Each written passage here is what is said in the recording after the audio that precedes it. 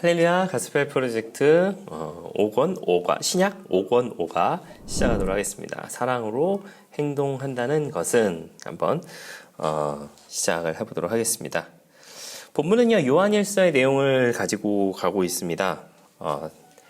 요한일서의 그 배경을 좀 잠깐 말씀을 드리자면요, 당시의 교회는 내외부적으로 이제 심한 공격을 받고 있었습니다. 외부적으로는 이제 로마의 박해가 굉장히 심각했던 때이기도 합니다. 왜 그러냐면 도미티아누스 황제 때에 외부적으로 아주 심각한 박해가 이루어지고 있었던 시기가 바로 그 시기입니다. 의도적으로 기독교를 처음 박해한 황제로도 유명합니다. 우리가 보통 그 로마의 황제 중에 기독교를 박해한 그 황제 하면 이제 네로가 많이 생각이 나실 텐데, 도미티아누스도 그에 못지않게 굉장히 많은 박해를 가했었죠.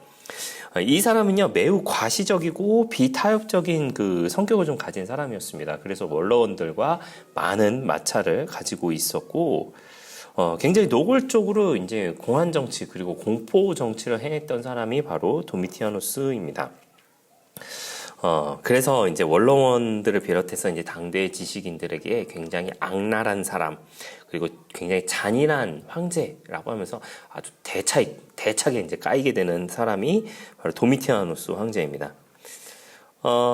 그래서 이제 사후 대중들에게 이제 좋지 않은 이미지가 각인이 되었고, 더군다나 이제 로마의 이제 기독교가 국교화가 되게 되는데, 그러고 나서는 이제 아예 폭군으로 인식이 되게 되죠. 사실 도미티아누스는요 즉위 초기에 어떻게 보면 실무 경험이 없는 사람이었습니다. 많은 어려움을 받았고, 그로 인하여서 좀 컴플렉스를 좀 가지고 있는 사람이었어요. 그러다 보니까 그것을 만회하기 위하여서 자기 우상화를 하게 되고, 그로 인하여서 이제 반 로마에 대한 종교를 가진다라고 생각되는 기독교를 박해할 수밖에 없었다라고 하는 것이죠. 기독교들 때문에 모든 신이 노했다라고 하는 그런 죄명으로 탄압을 하였었던 사람이 도미티아누스입니다. 그리고 사도 요한을 반모섬으로 유배한 사람도 이제 도미티아누스 황제였다라고 하는 거죠. 그로 인하여서 이제 기독교인들이 이제 박해를 피하여서 지하 무덤, 이른바 카타콤이라고 이야기하죠. 그곳에 모여서 이제 예배를 드리게 되는 그런 상황을 맞이하게 됩니다. 이제 외부적인 상황이고요. 또한 내부적으로도 아주 좀 안 좋은 상황이었는데, 영지주의라고 하는, 여러분 다 들어보셨죠? 한 번쯤 들어보셨죠? 영지주의라고 하는 이단으로 인하여서 큰 어려움을 겪고 있었던 것이 당시의 시대의 모습입니다. 안과 밖으로 이제 모두 어려움을 가지고 있던 시기가 바로 이 시기였는데요. 이 영지주의에 대해서는 이제 조금 뒤에 한 번 더 좀 자세히 좀 말씀을 드리도록 하겠습니다. 그런 영지주의와 그리고 도미티아누스의 그런 박해에 의하여서 큰 어려움을 당하고 있는데, 그럼에도 불구하고 요한은요 당시의 그리스도인들에게, 그리고 오늘을 살고 있는 우리에게도 요구하는 것들이 있었습니다. 그 요구하는 것들에 대해서 그리고 그 배경에 대해서 한번 나눠보도록 하겠습니다. 첫 번째로 전하는 것은요, 세상의 길은 증오로 치닫습니다 라고 하는 부분입니다. 요한일서 3장 10절에서 13절까지의 말씀을 좀 보도록 하겠습니다. 이러므로 하나님의 자녀들과 마귀의 자녀들이 드러나나니, 무릇 의를 행하지 아니하는 자나 또는 그 형제를 사랑하지 아니하는 자는 하나님께 속하지 아니하니라. 우리는 서로 사랑할지니 이는 너희가 처음부터 들은 소식이라. 가인같이 하지 말라. 그는 악한 자에게 속하여 그 아우를 죽였으니, 어떤 이유로 죽였느냐? 자기의 행위는 악하고 그의 아우의 행위는 의로움이라. 형제들아, 세상이 너희를 미워하여도 이상히 여기지 말라라고 되어 있습니다. 말씀드린 것처럼 당시 그 로마의 박해와 영지주의의 그 이단의 공격으로 해서 어려움을 겪고 있는 모습이 당시의 교회의 모습이다라고 말씀을 드렸죠. 근데 오늘 읽으셨던 지금 읽으셨던 이 부분은요, 영지주의자들에게 이제 이야기하는 부분입니다. 잠깐 이제 영지주의의 중심 사상에 대해서 이제 잠깐 좀 말씀을 드리도록 하겠습니다. 크게 이제 네 가지인데요. 영은 선하고 육은 악하다라고 하는 것이 영지주의의 사상이고요. 그리고 극단적인 금욕주의를 추구하거나 때로는 이제 쾌락주의를 주장하기도 합니다. 극단적 도덕 폐기론이라고도 이야기를 하는데, 그런 것들을 주장을 합니다. 구원은 소수의 사람에게만 허락된 비밀스러운 지식을 통해서 가능하다라고 이야기를 합니다. 그리고 예수님의 인성과 성육신을 부정하는 것이 이제 영지주의의 모습입니다. 그러면서 이제 온전히 하나님 안에 살면 결코 죄를 지을 수 없다라고 이야기하는 것이 영지주의자들의 이야기였습니다. 왜냐하면 이게 제 얘기가 아닙니다. 우리는 하나님과 사귀고 있다. 우리는 하나님과 가까이 지내고 있다. 그러므로 우리는 죄가 없고 지을 수 없다라고 이야기하는 것이 영지주의자들의 이야기였어요. 여러분 실제로 또 그런가요? 우리도 매일 주님과 동행하며 살아가고 있지만 사실 우리의 양심과 또한 우리의 지식으로 인하여서 좀 죄송한 표현이지만 많은 죄를 지으며 살아가고 있지는 않습니까? 그 예수님은 우리의 죄를 깨끗하게 하신다라고 하는 것을 우리가 알게 되는데 구원은 과거, 현재, 미래가 있다라고 이야기를 합니다. 과거는요, 그리스도를 믿는 어느 시점에서 우리가 구원을 받았습니다. 그리고 미래는요, 하나님 나라에 갈 것이기에 구원을 받을 것입니다. 이 두 가지는 우리가 너무나도 잘 알고 있는 구원이다라고 생각을 하게 돼요. 그리고 매일같이 구원을 받으며 살아가야 하는 것이 우리의 모습이다라고 이야기를 합니다. 죄사함도 마찬가지일 건데 과거 어느 순간 우리가 죄사함을 받았습니다. 그리스도를 믿는 믿음으로 인하여서 진정으로 회개하고 그로 인하여서 죄사함을 받았죠. 그리고 먼 훗날 저와 여러분이 하나님 나라에 들어갈 것이다 라고 하는 것을 통하여서 죄사함을 받을 것입니다. 그리고 우리는 매일같이 우리가 머리로 혹은 행동으로 하는 그 모든 것들에 대해서 죄사함을 받으며 살아가야 합니다. 그렇기 때문에 매일같이 회개를 하고 또 나아가야 되는 것이 우리의 모습이다라고 하는 것이죠. 그런데 영지주의자들의 그 이야기는 그렇지 아니하였다라고 이야기를 합니다. 그러면서 이야기하는 것이 그 모든 것들로 인하여서 서로가 서로에게 핍박을 당하고 박해를 당하고 있는 그런 상황을 이야기하고 있다라고 하는 것이죠. 계속해서 좀 이어가 보도록 하겠습니다.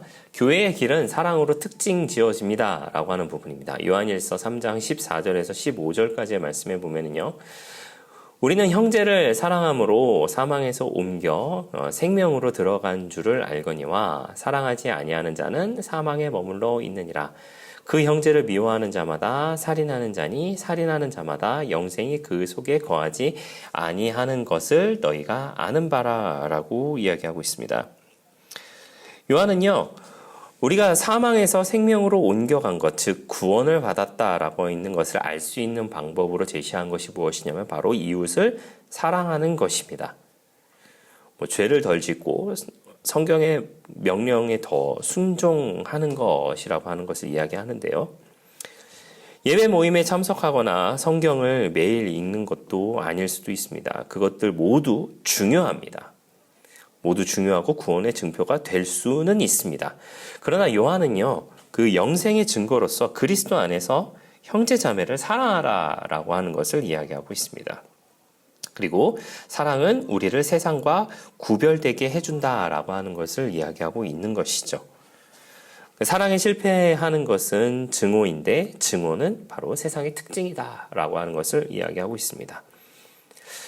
말씀을 한 구절 더 보도록 할 텐데요. 우리가 잘 아는 말씀입니다. 고린도전서 13장 1절에서 3절 말씀에 내가 사람의 방언과 천사의 말을 할지라도 사랑이 없으면 소리나는 구리와 울리는 꽹과리가 되고 내가 예언하는 능력이 있어 모든 비밀과 모든 지식을 알고 또 산을 옮길 만한 모든 믿음이 있을지라도 사랑이 없으면 내가 아무것도 아니요 내가 내게 있는 모든 것으로 구제하고 또 내 몸을 불사르게 내줄지라도 사랑이 없으면 내게 아무 유익이 없느니라 라고 되어 있습니다.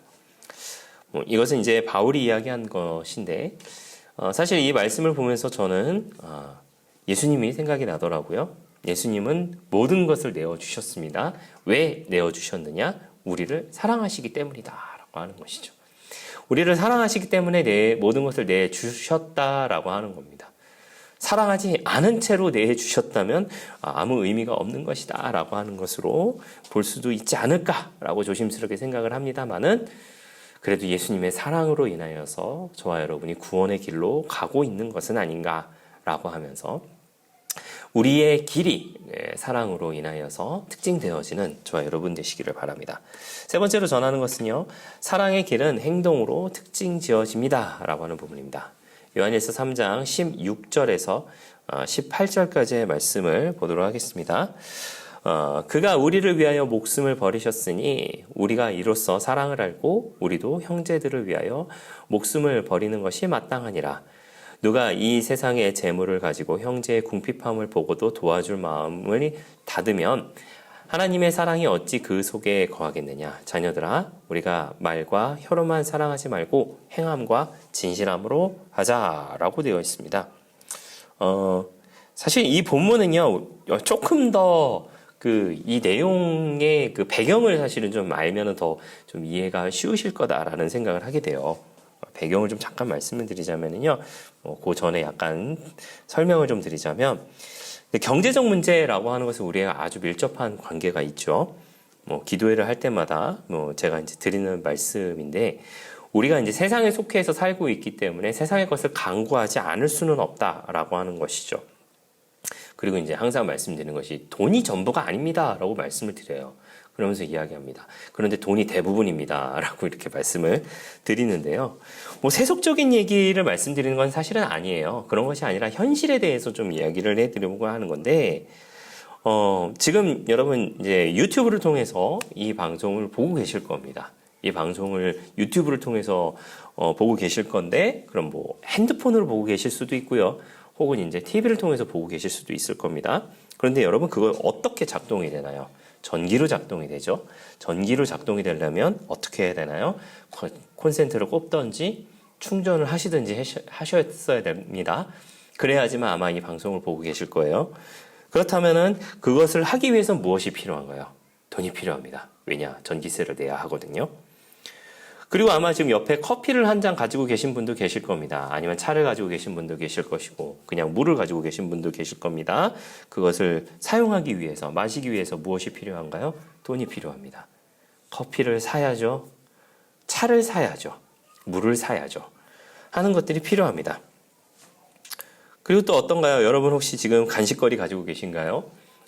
여러분 과일을 가지고 계실 수도 있고, 빵을 가지고 계실 수도 있고, 과자를 가지고 계실 수도 있습니다. 여러분 그거를 어떻게 구할 수 있나요? 돈을 내야지만 먹을 것을 구할 수가 있습니다. 여러분 이제 주일날 교회 오시죠? 주일날 교회 오시게 되면 헌금을 하실 겁니다. 헌금을 하시게 되면 어떤 걸로 헌금을 하시나요? 돈으로 헌금을 하게 됩니다. 말씀드렸죠. 세속적인 것을 말씀드리는 것이 아니에요. 세속적으로 말씀드리는 것이 아니라 우리가 무언가를 하기 위해서는 반드시 금전이 필요합니다. 그렇기 때문에 세상의 것을 간구하지 않을 수는 없어요. 하나님의 것을 간구하면서도 세상의 것이 사실은 필요한 것이 저와 여러분의 삶의 모습이다라고 하는 것이죠. 솔직히 눈앞에 보이는 현실을 마주할 때는 기도하지 않을 수 없는 것이 사실 우리의 모습이죠.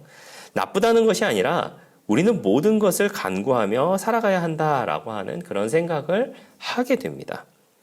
조금 전에 읽으셨던 이 내용은요, 글자 그대로 이해하자면 그 희생은 사랑의 표현이라고 요약할 수 있을 겁니다. 예수님께서 당신을 희생함으로 모든 인류가 구원을 받은 것과 같이 희생은 사랑의 다른 말이라고도 할 수 있을 듯합니다. 그리고 그런 희생을 본받아 우리도 본문은 형제에게 형제라고 표기하지만 우리 주위의 모든 사람들을 사랑하는 것이 그리스도의 사랑의 실천이다라고 이야기하고 있다라고 하는 겁니다. 그래서 여기서 중요하게 여겨지는 것은 바로 공동체의 중요성이었다라고 하는 것이죠.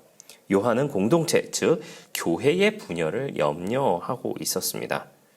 조금 전에 읽으셨던 그 내용 안에서 여러 가지 이야기들을 이제 할 수 있을 것인데, 이단의 공격도 받고 있었고, 그리고 로마 황제의 공격도 박해도 받고 있었던 것이 바로 교회의 모습이었습니다. 그리고 그 가운데에서 경제적 어려움을 받은 사람들도 있었다라고 하는 것이죠.